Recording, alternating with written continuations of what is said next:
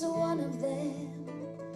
A sea of red, white, and blue was blowing in the wind. The song is called Chattanooga Rain, and although Lori Wyatt never considered herself a songwriter, the words and the emotions are straight from her heart. The Chattanooga rain. And you just get everything out, and you're raw and you're exposed, and they turn it into something incredibly beautiful. Lori's husband, U.S. Marine Corps Staff Sergeant David Wyatt, was among the fallen five, and Lori is first to admit she still struggles every day. The Wyatts were new to Chattanooga, but quickly adopted the city. After David's death, she and her family were overwhelmed by the love shown by friends and strangers. Chattanooga Rain just represents, to me, the city of Chattanooga, and the rain represents the tears people have shed and all of this. I mean, this has affected everybody, not just the five families. You know, we all had an attack on our town. Lori is honored that Chattanooga Rain is the first song to be featured on Volume 1 of Operation Song, the Chattanooga album. It's a group effort spearheaded by some of Nashville's top songwriters and musicians. The finished product is sung by Minnie Murphy. Chattanooga rain. Bobby Allison Standifer had heard of Operation Song and its mission of empowering veterans and their families to share their stories. With the help of Erlanger, she brought the program and the songwriters to Chattanooga. All their hearts are in it. It's the reason the songs are so good. Lori Wyatt was amazed by the songwriting process. Her words, her pain, flowed directly into the hearts and minds of those who created the finished product. She collaborated with Nashville legend Don Goodman, whose hits include Angels Among Us. He's like, tell me what happened. I'm like, I'm standing in the circle, there's family and friends. He's like, stop right there. And he like knew right there that that was a good line, and yeah, he can hear what you're saying in a song. It's amazing what he can do. For Goodman and his fellow writers, enabling Lori Wyatt and others who've experienced war and loss is a mission. He says the songwriting and recording process is therapeutic for everyone involved. Her goal in writing this song, she told Steve and I, was 1, to make sure David was never forgotten. 2, to say thank you and how much she loves all of her circle of friends and family that have supported her. And the thing that we found the most intriguing was she wanted to thank the city of Chattanooga. During the past 4 years, more than 300 songs have resulted from these sessions, each a personal story that lifts a burden or honors a lost loved one. It's a way of giving back to those who have given all. I'm very thankful for their help through this. I never got to say goodbye.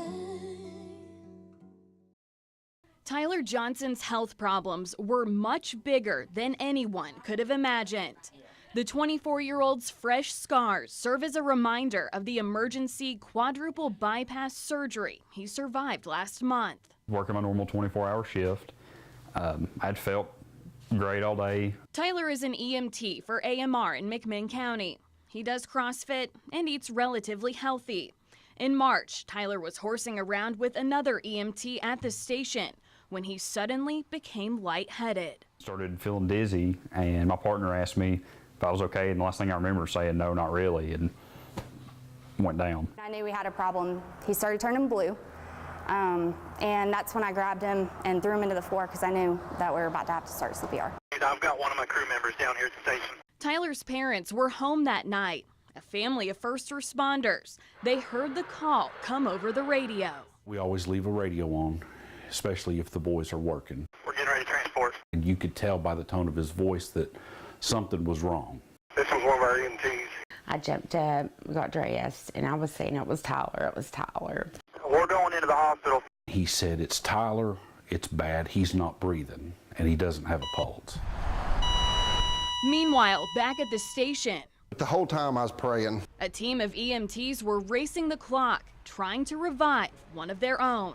All of our equipment was in the truck. So we had to shuttle everything quickly. As I'm looking down at him and he's blue, I'm just thinking, this is not, this is not how it's supposed to end. This is not what you're supposed to be, and this is not how it's supposed to happen. It was like you could almost feel the hand of God come down and touch him, and I could hear him. He took a deep breath. That minute seemed like an eternity. I keep reminding myself how blessed I am. Tyler remembers waking up on the stretcher on the way to the hospital. And if it wasn't for God's mercy And the knowledge that these medics had, he wouldn't be sitting here with us today. They did an awesome job. It's different when you're on, and just so thankful. Doctors say several major vessels in Tyler's young heart were 70 to 100% blocked. The 24-year-old urges anyone with small symptoms, even heartburn, to go get checked. He's proof it really does mean life or death.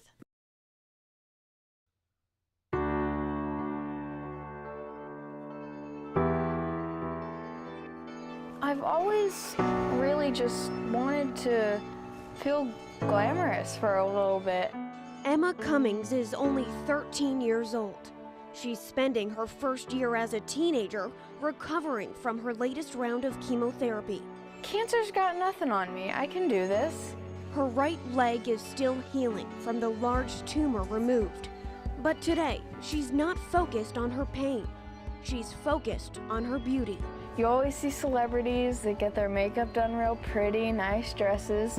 And I've just always wanted to feel pretty for a day, princess for a day. Princess Emma is one of a kind. This princess will not be wearing a wig. I don't wear a wig because this is how I am. This is the new me. So take it or leave it. It's an unfair side effect while her body fights off the remaining cancer cells. I mean, I never really thought about ever losing my hair. I really took it for granted my whole life until the day that you wake up and there's hair on your pillow and you go to take a shower and hair falls out. Instead of covering it up, Emma will embrace it. Because you can still be bald and pretty.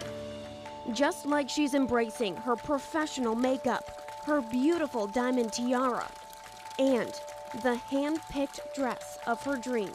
I kicked cancer's butt while looking beautiful. With help from donations, volunteers, and employees at the Children's Hospital at Erlanger, Emma's dream becomes a reality. We've had lots of very bad days, and it's a very good day. This is a good day, yeah. Melissa and Chris Cummings have had to watch their daughter sit out her 8th grade year at Ocoee Middle School.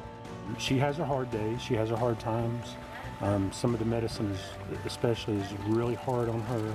Now they watch as she shines on one of her best days. Mom, come wipe this tear from the photo. So she's just so excited, she's in tears. She just can't contain herself. It's not hard to catch Emma at a good angle. With each click, it's clear she's a natural. I've never really had the best self-esteem, but then, especially you'd think that when cancer rolls around that it'd really just bring it down even more. But it hasn't. It's boosted it, if anything, and I just feel so beautiful now. And for today, Emma has her wish come true. Different person, completely. I've never had my makeup look this good. I've never had this much glamour. I love it. So even on her not so glamorous days, Emma will keep her smile and her new title as princess. Bald is beautiful.